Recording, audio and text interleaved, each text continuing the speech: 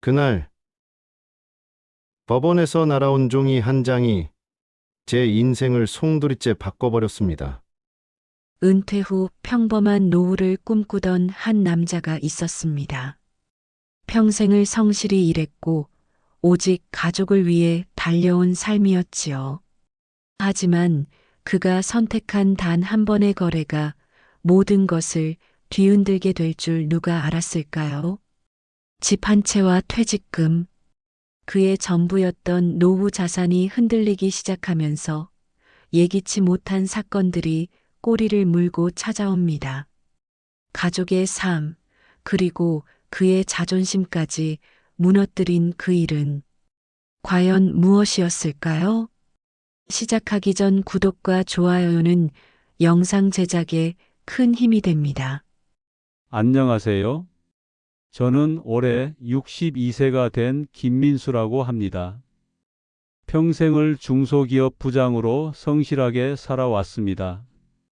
지난해 정년 퇴직을 했을 때만 해도 저는 나름 준비된 은퇴라고 생각했어요.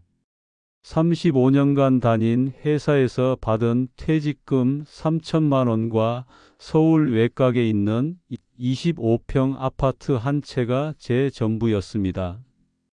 아파트 시세가 4억 5천만 원 정도 되니까 전세 끼고 팔면 2억 정도는 손에 쥘 수 있을 거라고 계산했었죠. 여보, 이제 우리도 여유롭게 살 수 있겠네요.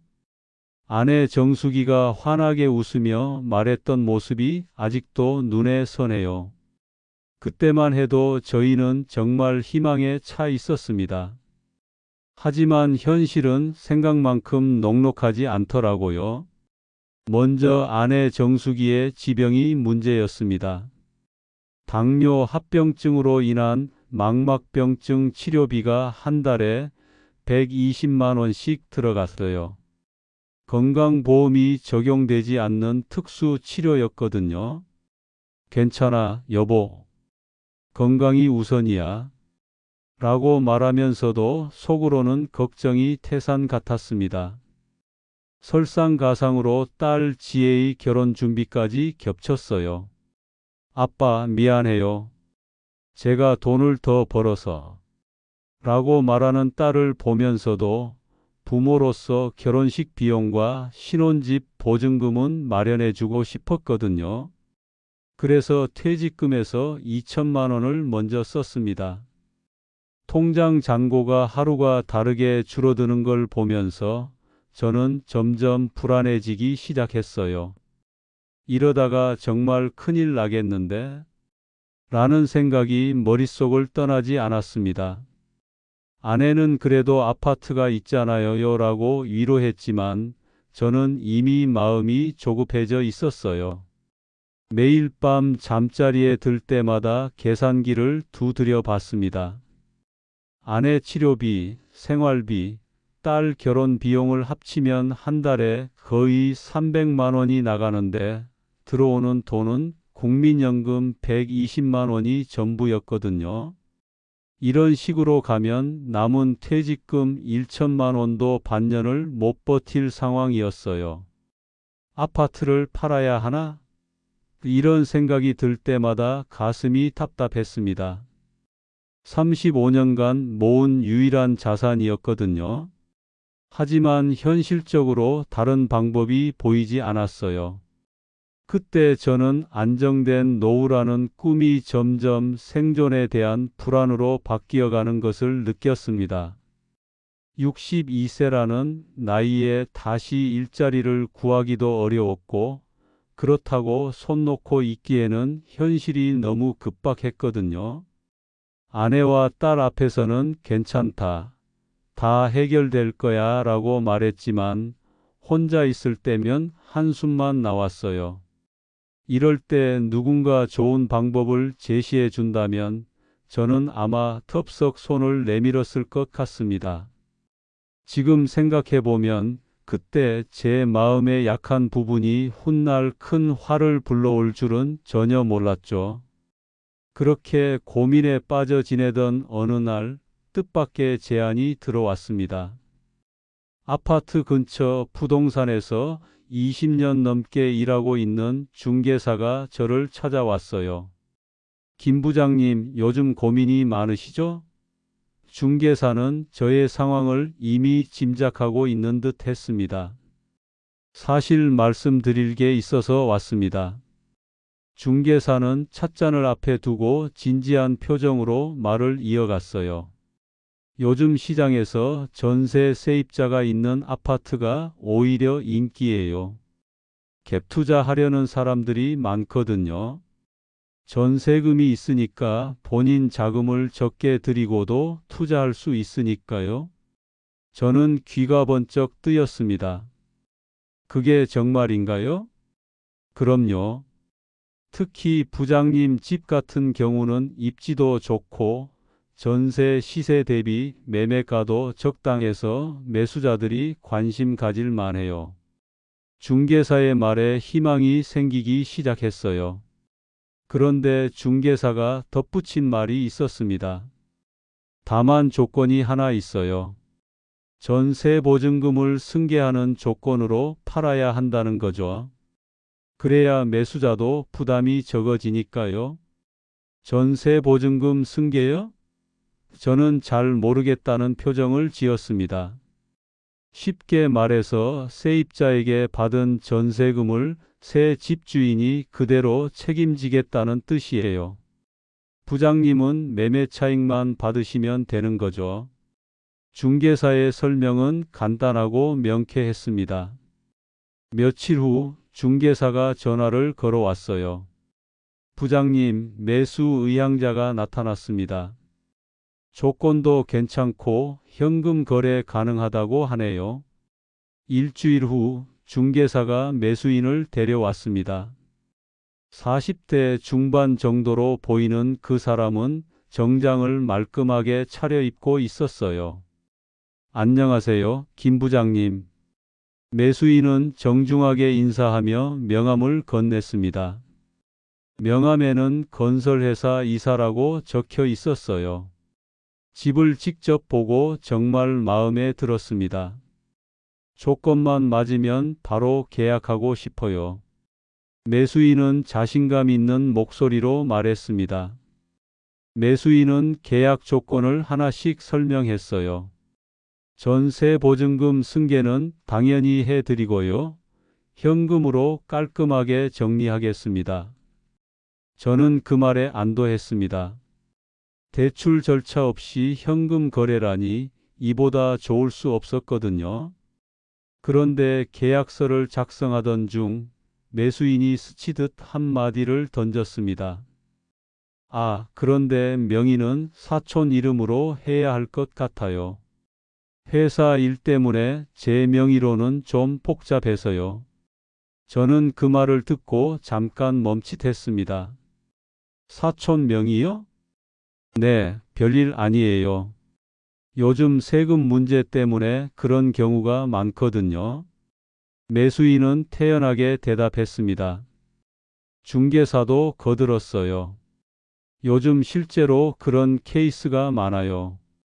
양도소득세나 종합부동산세 때문에 가족 명의로 하는 경우가 흔하거든요. 저는 그 순간 약간의 의구심이 들었지만 대수롭지 않게 넘어갔습니다. 명의만 다르지 돈만 제대로 받으면 되지 않나라는 생각이었거든요. 알겠습니다.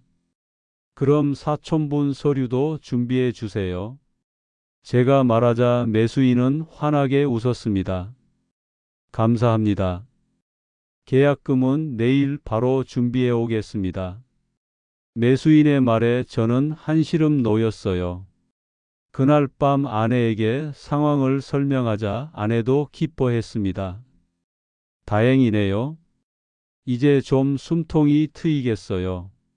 하지만 지금 생각해보면 그때 사촌 명의로 넘긴다는 그 한마디가 훗날 저희 가족을 나락으로 떨어뜨릴 치명적인 폭선이었습니다. 당시에는 전혀 몰랐지만요. 계약 당일 저는 일찍부터 잠이 깨어 있었습니다. 드디어 이 모든 걱정에서 벗어날 수 있다는 생각에 가슴이 두근거렸어요. 부동산 사무소에서 만난 매수인은 약속대로 계약금 1억 원을 현금으로 가져왔습니다. 말씀드린 대로 준비했습니다. 그가 가방에서 꺼낸 현금 다발을 보는 순간 저는 정말 안도의 한숨이 나왔어요. 사촌분 서류도 다 준비됐나요? 제가 묻자 매수인은 고개를 끄덕였습니다. 네, 여기 있습니다. 그가 내민 서류에는 처음 보는 이름이 적혀 있었어요. 중개사가 계약서를 작성하면서 차근차근 설명했습니다. 매매가는 시세대로 8억으로 하고요.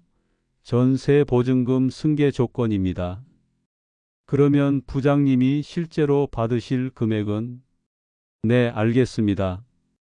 저는 계산은 이미 끝내둔 상태였어요. 아내 치료비, 딸 결혼 비용, 그리고 앞으로의 생활비까지 생각하면 이 정도면 충분했거든요. 계약서에 도장을 찍는 순간 정말 큰 짐을 덜어낸 기분이었습니다. 잔금은 한 달 후에 치르겠습니다. 매수인의 말에 저는 고개를 끄덕였어요. 한 달 후 잔금 치르는 날, 저는 일찍부터 등기소 앞에서 기다리고 있었습니다. 매수인과 중개사, 그리고 법무사까지 모두 모였고요. 자, 그럼 잔금부터 정리하고 등기 넘기겠습니다. 법무사의 말에 따라 절차가 진행됐어요. 매수인은 약속한 금액을 정확히 저에게 건넸습니다. 수고하셨습니다, 부장님. 매수인이 악수를 청하며 말했어요. 좋은 집 감사합니다. 집으로 돌아가는 길에 저는 정말 홀가분했습니다. 통장에 들어온 돈을 확인하면서 이제 정말 숨통이 트였구나라는 생각이 들었어요. 여보, 어떻게 됐어요? 집에 들어서자마자 아내가 걸어 나왔습니다. 다 끝났어요. 계약대로 잔금까지 다 받았습니다. 저는 환하게 웃으며 대답했어요. 정말 다행이네요. 아내도 안도의 표정을 지었습니다. 그런데 며칠 후 아내가 계약서를 다시 들여다보더니 걱정스러운 표정을 지었어요. 여보, 이 서류 좀 이상하지 않아요? 아내가 계약서를 가리키며 말했습니다. 뭐가 이상해요? 여기 보세요.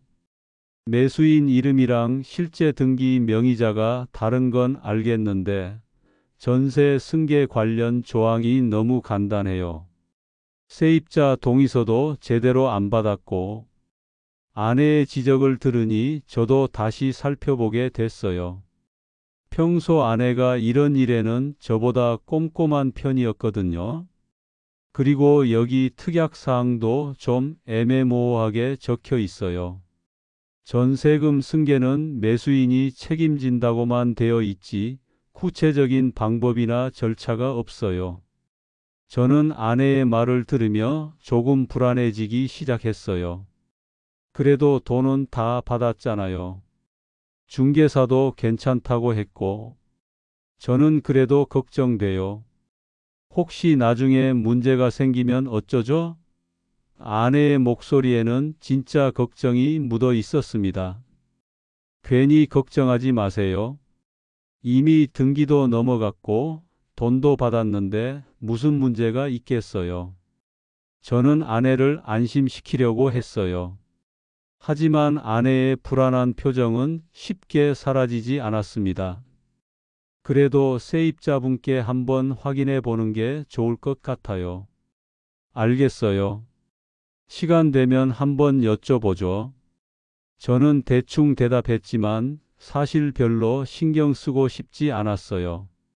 이미 계약은 끝났고 저희는 더 이상 그 집과 상관없는 사람이 됐다고 생각했거든요. 지금 돌이켜보면 그때 아내의 말을 진지하게 들었어야 했습니다. 작은 균열이 이미 시작되고 있었는데 저는 안도감에 취해서 그 신호를 놓쳐버렸던 거예요. 계약을 마치고 2달 정도 지났을 때였습니다. 그동안 저는 받은 돈으로 아내 치료비도 내고 딸 결혼 준비도 차근차근 진행하고 있었어요. 마음도 한결 여유로워졌고요. 그런데 어느 날 아침 우편함에서 뜻밖의 우편물을 발견했습니다. 법원에서 온 등기 우편이었어요. 여보, 법원에서 뭔가 왔어요. 저는 아내를 부르며 봉투를 뜯었습니다. 봉투 안에 들어있던 것은 부동산 경매 개시 통지서였어요. 그런데 거기에 적힌 주소를 보는 순간 저는 깜짝 놀랐습니다. 이게 우리 아파트 주소네요? 제 목소리가 떨리기 시작했어요. 아내가 급하게 달려와서 통지서를 함께 봤습니다. 여보, 이게 도대체 뭔 일이에요? 통지서에는 제가 판 아파트가 경매에 넘어간다는 내용이 적혀 있었어요. 그것도 채무자 이름이 처음 보는 사람 이름으로 되어 있었고요. 이상해요. 분명히 계약할 때 사촌 명의로 한다고 했는데 저는 머리가 하얗게 변하는 느낌이었습니다. 급하게 등기소에 달려가서 등기부 등본을 떼어봤어요. 그런데 거기서 더 충격적인 사실을 발견했습니다. 등기부를 보니 제가 계약한 지 일주일도 안 되어서 소유권이 또 다른 사람에게 넘어가 있었어요. 그것도 근저당까지 설정되어 있었고요. 이게 도대체 뭔 일이죠? 저는 등기소 직원에게 물어봤지만 직원도 등기부에 나와 있는 게 전부라고 할 뿐이었어요. 집으로 돌아와서 다시 자세히 살펴보니 더욱 끔찍한 사실이 드러났습니다. 제가 넘겨준 아파트에 이미 대출이 실행되어 있었던 거예요. 여보, 여기 보세요. 근저당 설정액이 얼마인지 보세요. 아내의 목소리도 떨리고 있었습니다. 등기부에 적힌 근저당 설정액을 보고 저는 정말 기가 막혔어요. 제가 받았어야 할 돈과 거의 비슷한 금액이 대출로 나가 있었던 겁니다. 급하게 중개사 사무소로 달려갔지만 문이 굳게 닫혀 있었어요. 옆 상가 사람에게 물어보니 며칠 전에 갑자기 사라졌다는 대답만 들을 수 있었습니다. 이런 일이 있을 수 있나요? 저는 정말 혼란스러웠어요.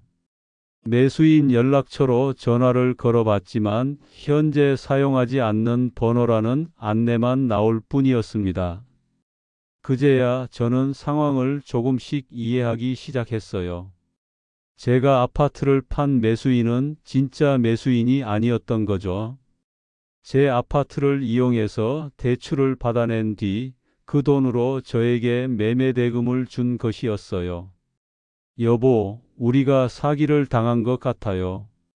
아내가 떨리는 목소리로 말했습니다. 저도 그 사실을 인정할 수밖에 없었어요. 그런데 더 큰 문제가 남아 있었습니다. 세입자는 어떻게 되는 건지. 그날 밤 세입자가 저희 집으로 찾아왔어요. 얼굴이 창백하게 질려 있었습니다. 김 부장님, 이게 도대체 무슨 일인가요? 세입자도 같은 경매 통지서를 받았던 거예요. 죄송합니다. 저도 지금 상황을 파악하고 있는데 저는 제대로 된 대답을 할 수가 없었어요. 그럼 제 전세금은 어떻게 되는 건가요? 제가 뭘 잘못했길래? 세입자의 목소리에는 절망이 묻어 있었습니다. 그 순간 저는 정말 끔찍한 사실을 깨달았어요. 이 사기극의 피해자는 저뿐만 아니라 세입자도 마찬가지라는 것을요. 그리고 저는 그 사기극에 무의식적으로 가담했던 셈이었습니다. 일단 변호사와 상담해 보겠습니다. 방법을 찾아보죠. 저는 어떻게든 위로의 말을 건넸지만 제 목소리도 떨리고 있었어요.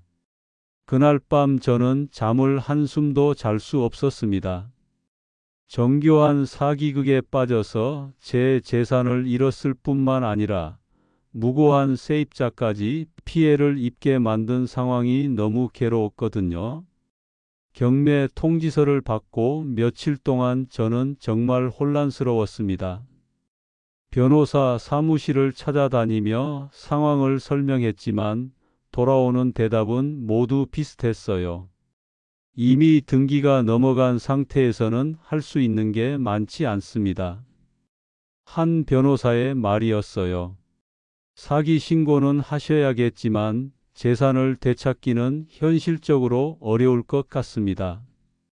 그런데 정말 견디기 힘든 일은 따로 있었습니다. 일주일 후 저녁 세입자가 저희 집 문을 두드렸어요. 평소 조용하고 예의 바른 분이었는데 그날은 얼굴이 완전히 달라져 있었습니다. 부장님, 정말 죄송한데 꼭 얘기해야 할 일이 있어요. 세입자의 목소리가 떨리고 있었어요.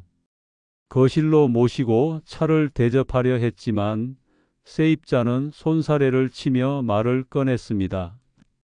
부장님, 제가 경매 진행 상황을 알아봤는데요. 세입자가 서류 뭉치를 꺼내며 말했어요.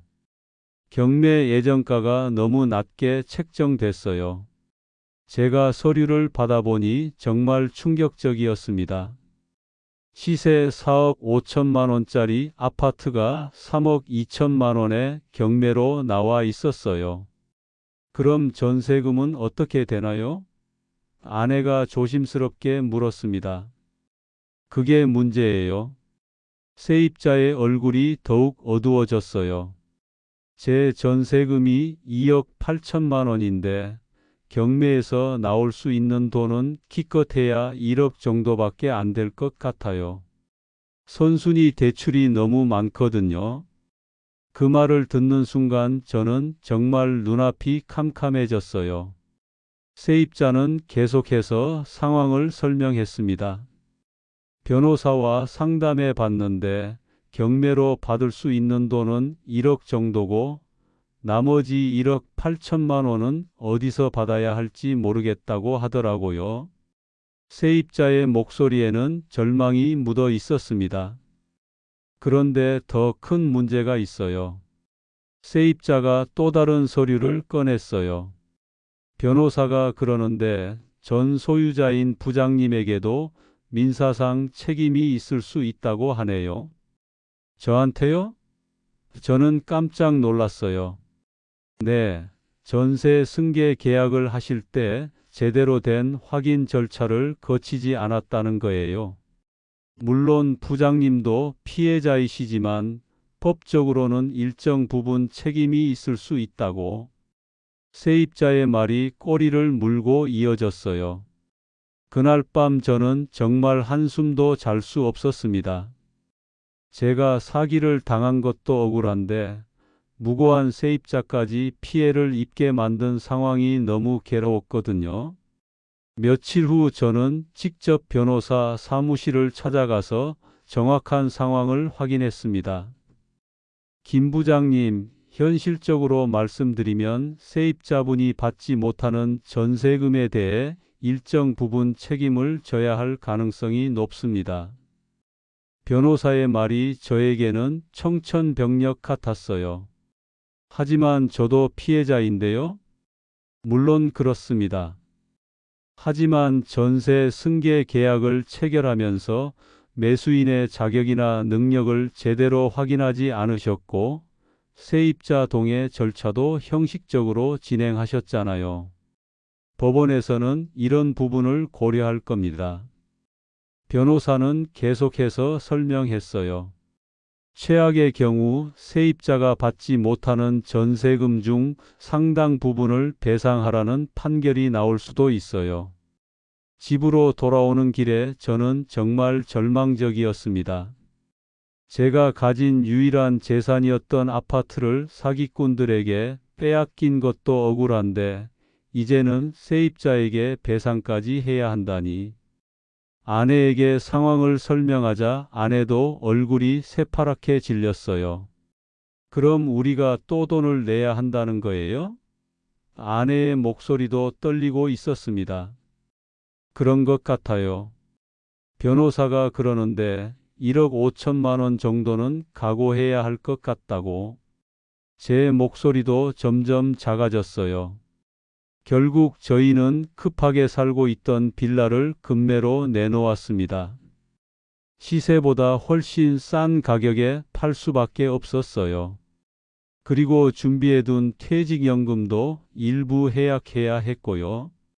여보, 이제 정말 어떻게 살아야 해요? 아내가 울먹이며 말했어요. 모르겠어요. 정말 모르겠어요. 저도 더 이상 희망적인 말을 할 수 없었습니다. 세입자에게 배상금을 지급하는 날, 저는 정말 부끄러웠어요. 물론 저도 피해자였지만 결과적으로는 무고한 사람을 피해를 입게 만든 셈이었거든요. 부장님, 정말 죄송합니다. 이런 일로 세입자가 오히려 저에게 사과하는 모습을 보면서 저는 더욱 마음이 아팠어요. 그렇게 저는 평생 모은 재산을 모두 잃게 되었습니다. 아파트도, 빌라도, 퇴직연금 일부까지. 남은 건 정말 아무것도 없었어요. 모든 재산을 잃은 저희는 결국 작은 원룸으로 이사를 해야 했습니다.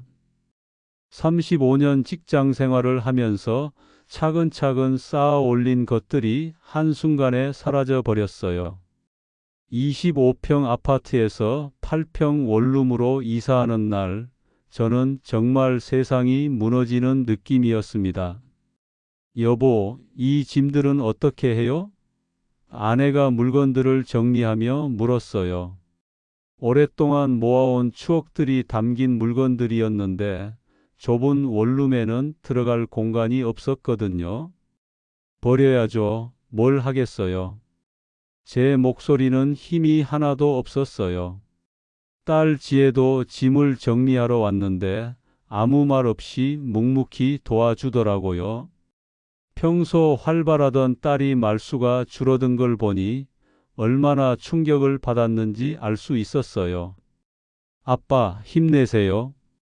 다시 일어날 수 있을 거예요. 딸이 조심스럽게 말했지만 저는 고개를 끄덕일 힘조차 없었습니다.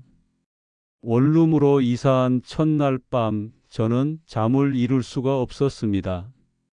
그때 중개사 말을 믿지 말았어야 했는데, 매수인이 사촌 명의로 한다고 했을 때 더 꼼꼼히 확인했어야 했는데, 이런 후회들이 머릿속을 맴돌았어요.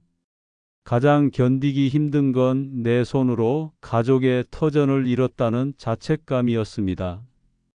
아내도 딸도 아무 잘못이 없는데 제 잘못된 판단 하나로 모든 걸 잃게 만들었다는 생각이 들었거든요.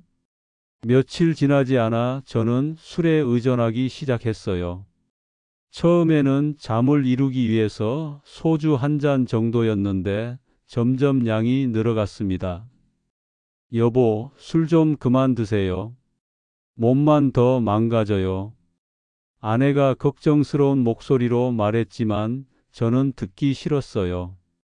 술이라도 안 마시면 이 답답함을 어떻게 견뎌요?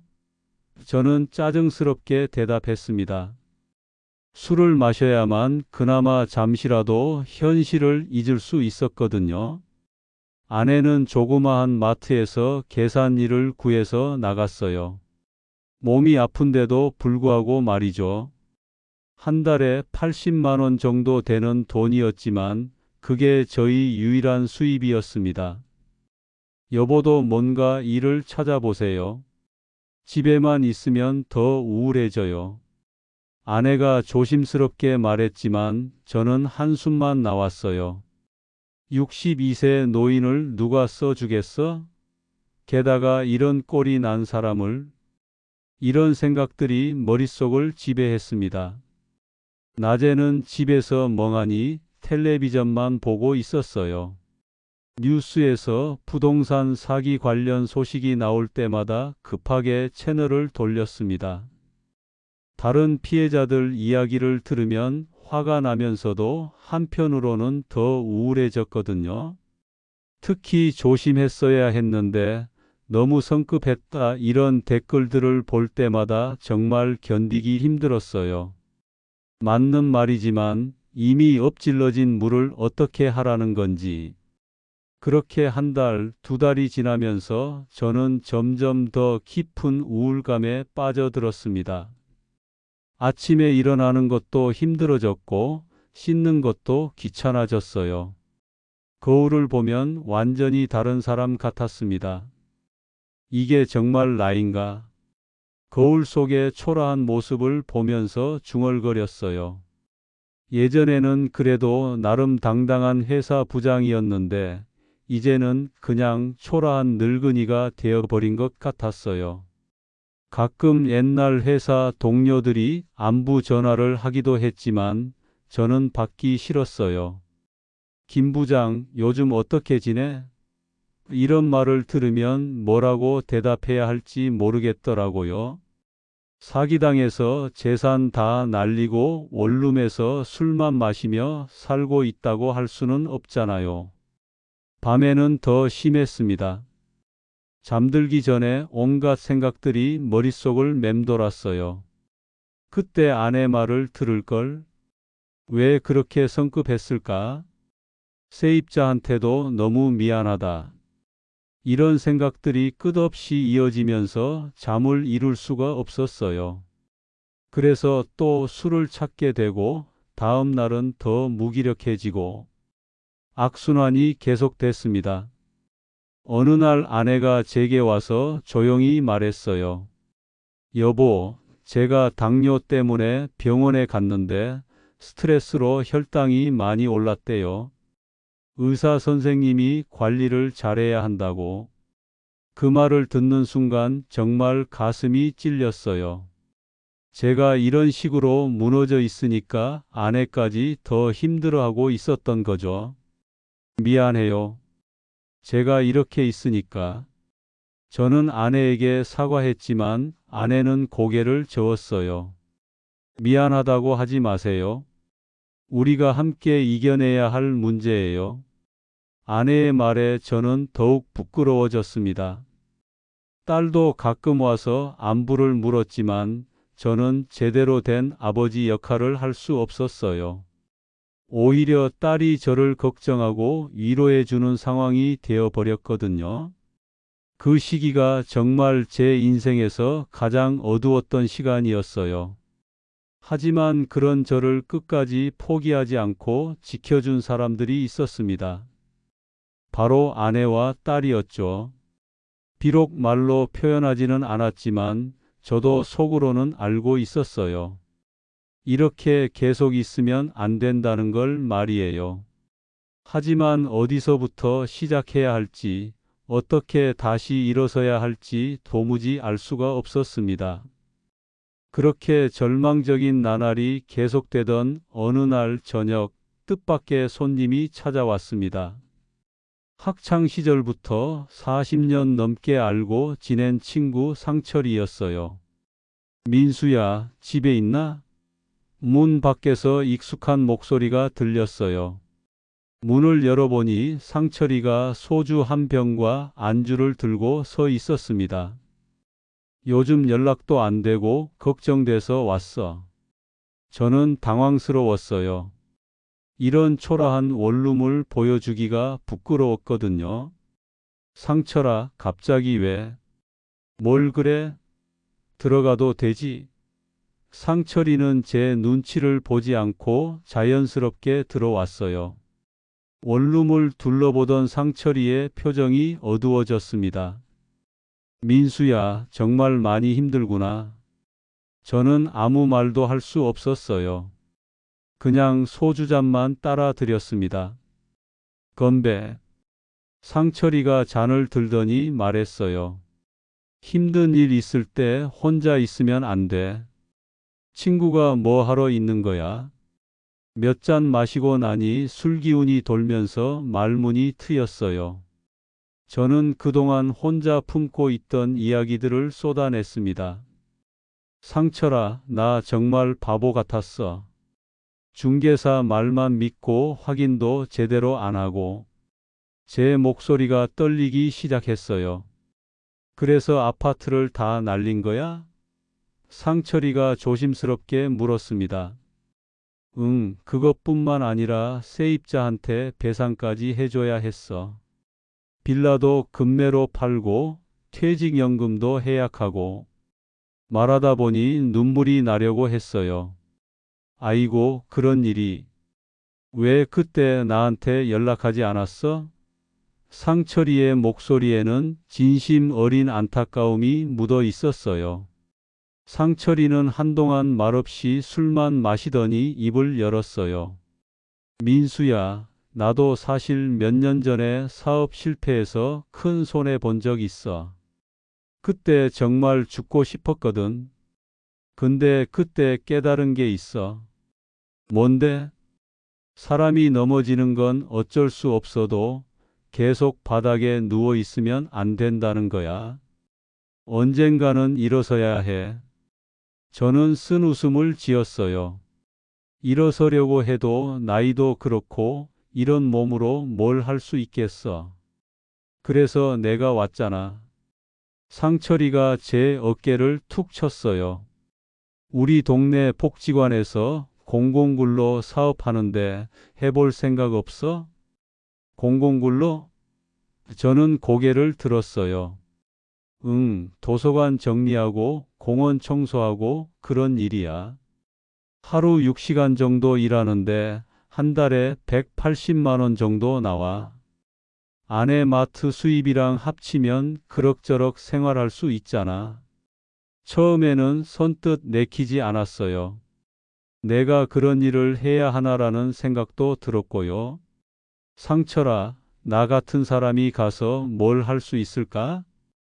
야, 김민수. 너 35년 동안 성실하게 일한 사람이야. 그 성실함이 어디 간 건 아니잖아? 상철이의 목소리에 힘이 들어갔어요. 그리고 말이야, 집에서 술만 마시고 있으면 정말 폐인 되는 거야. 나가서 사람들이랑 부대끼고 땀 흘려서 돈 벌면 기분도 달라질 거야. 그날 밤 상철이와 오랫동안 술을 마시며 이야기했어요. 학창 시절 추억부터 시작해서 각자의 인생 이야기까지. 민수야, 우리 나이에 뭘 크게 기대하겠어? 그냥 하루하루 성실하게 살면 되는 거 아냐? 내 손으로 번 돈이면 의미가 다르잖아. 며칠 후 저는 망설임 끝에 복지관을 찾아갔습니다. 담당자가 친절하게 설명해 주더라고요. 도서관 정리 업무와 공원 청소를 담당하시게 됩니다. 월요일부터 금요일까지 오전 9시부터 오후 3시까지예요. 처음 출근하는 날 저는 정말 떨렸어요. 다른 분들은 어떤 사람들일까? 나이 많은 사람이 가서 적응할 수 있을까? 이런 걱정들이 앞섰거든요. 복지관에 도착하니 저와 비슷한 연령대의 분들이 모여 있었어요.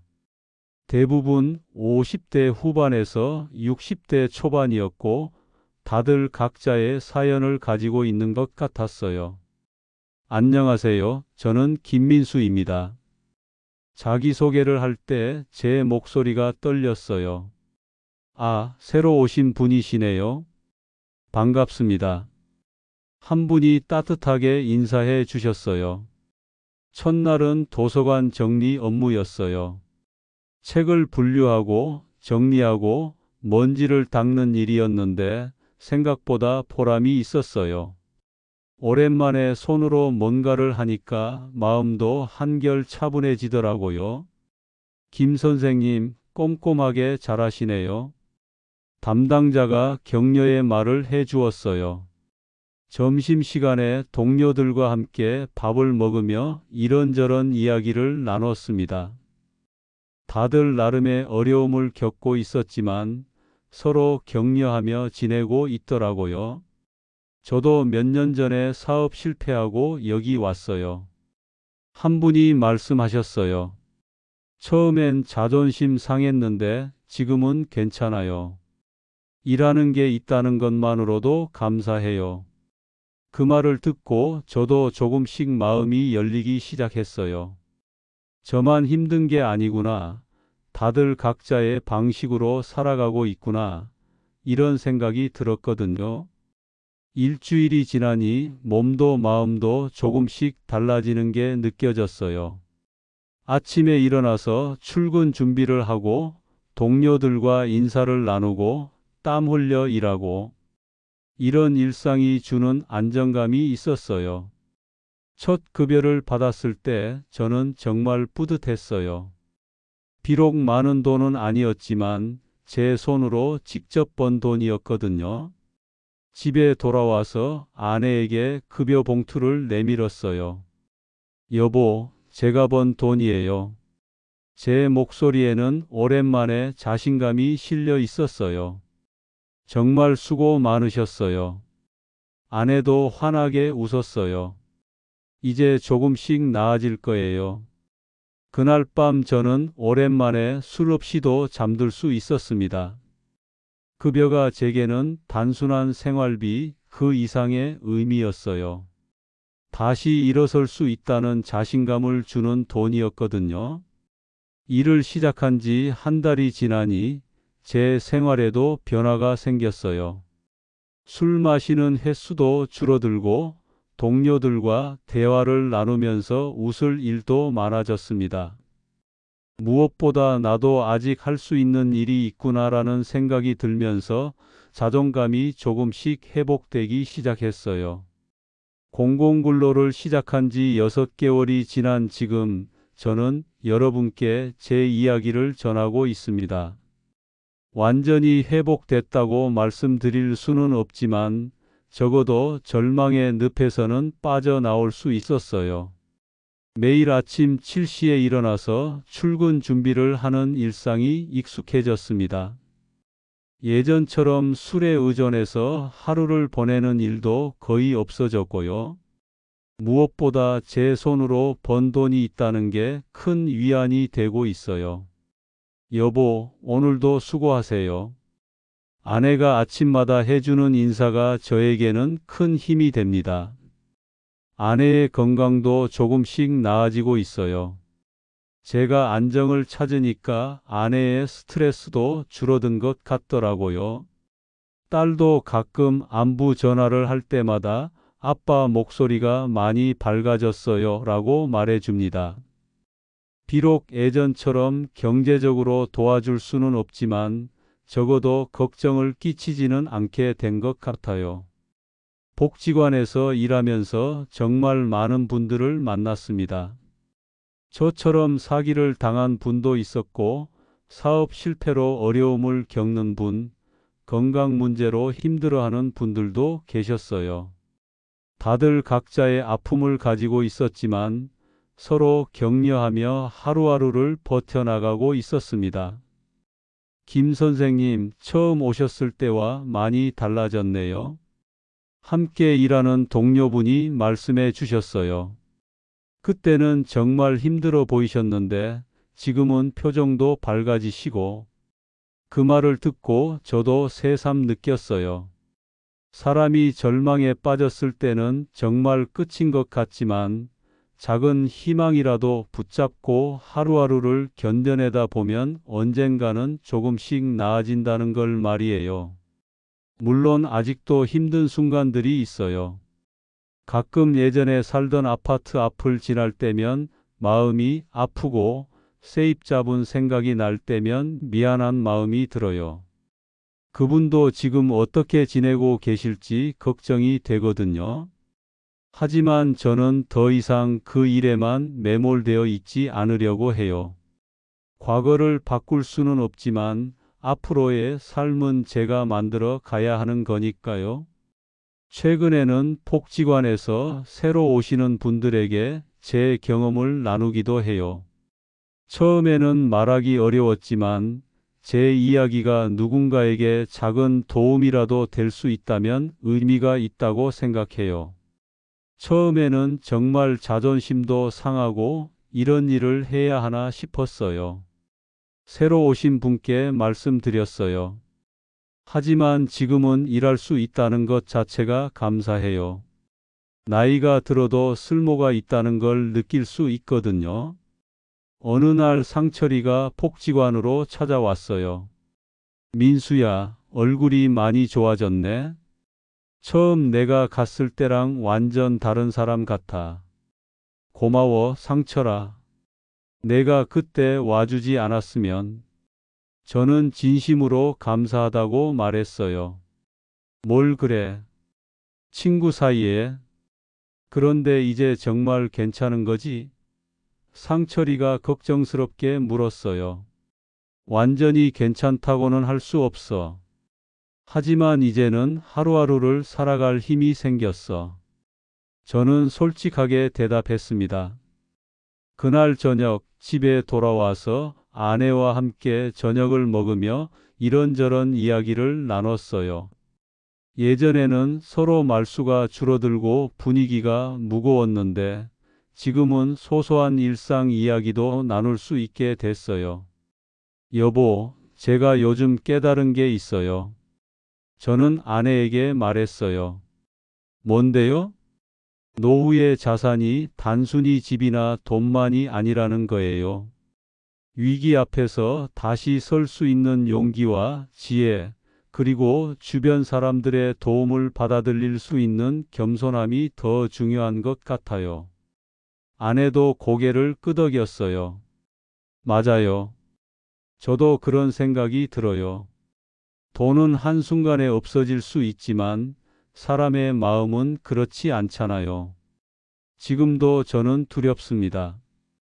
언제 또 어떤 어려움이 닥칠지 모르거든요. 하지만 예전처럼 절망적이지는 않아요. 어떤 시련이 와도 포기하지 않고 다시 일어설 수 있다는 자신감이 생겼거든요. 이 이야기를 듣고 계신 분들께 꼭 전하고 싶은 말이 있습니다. 특히 저처럼 노후를 준비하고 계시거나 이미 은퇴하신 분들께 말이에요. 첫째, 노후 자산 관리에서는 욕심보다 안전이 먼저입니다. 저는 급한 마음에 제대로 확인하지도 않고 성급하게 결정했다가 모든 걸 잃었어요. 아무리 좋은 조건이라고 해도 충분히 검토하고 신중하게 판단하시기 바랍니다. 둘째, 어떤 어려움이 와도 혼자 견디려고 하지 마세요. 저는 자존심 때문에 친구들에게도 도움을 요청하지 못했어요. 하지만 상철이가 먼저 손을 내밀어 줬을 때 그것이 제게는 새로운 시작의 기회가 됐어요. 셋째, 나이가 들어도 할 수 있는 일이 있다는 걸 포기하지 마세요. 처음에는 자존심이 상할 수도 있고 힘들 수도 있어요. 하지만 이를 통해서 얻는 자존감과 보람은 돈으로 살 수 없는 소중한 것입니다. 마지막으로 완벽한 노후 준비란 없다는 걸 받아들이세요. 저도 나름대로 준비했다고 생각했지만 예상치 못한 일들이 생겼어요. 중요한 건 어떤 상황에서도 희망을 잃지 않는 것입니다. 저는 결국 가진 걸 거의 다 잃었습니다. 아파트도, 빌라도, 퇴직연금 일부까지도 지켜내지 못했죠. 그리고 지금도 2억 7천만 원의 빚을 조금씩 갚아가고 있습니다. 하지만 다시 일어나야 했습니다. 공공근로 현장에서 땀 흘리며 번 작은 돈이 제게 자존심을 돌려줬습니다. 그리고 깨달았습니다. 진짜 노후 자산은 돈이나 집이 아니라 위기 앞에서 다시 설 수 있는 용기와 지혜라는 걸 말이에요. 지금도 두렵지만 이 경험을 통해 배운 교훈 하나만은 분명히 전하고 싶습니다. 노후 자산 관리에서는 욕심보다 안전이 먼저라는 것. 그 사실을 저처럼 뒤늦게 깨닫지 않으시길 바랍니다. 평생 성실하게 살아온 한 사람의 노후가 단 한 번의 방심으로 무너질 뻔했습니다. 하지만 그는 절망 속에서도 다시 일어나 삶의 의미를 되찾았지요. 노후의 자산은 돈과 집만이 아닙니다. 위기 속에서도 다시 설 수 있는 용기와 함께 걸어주는 사람들의 마음이야말로 가장 큰 재산일 것입니다. 여러분의 노후는 어떠신가요? 혹시 작은 선택 하나가 인생을 흔들 수 있다는 사실 잊고 계시진 않나요? 이야기가 마음에 남으셨다면 구독과 좋아요, 그리고 알림 설정까지 부탁드립니다. 여러분의 관심이 더 많은 분들에게 이 사연을 전할 수 있는 힘이 됩니다.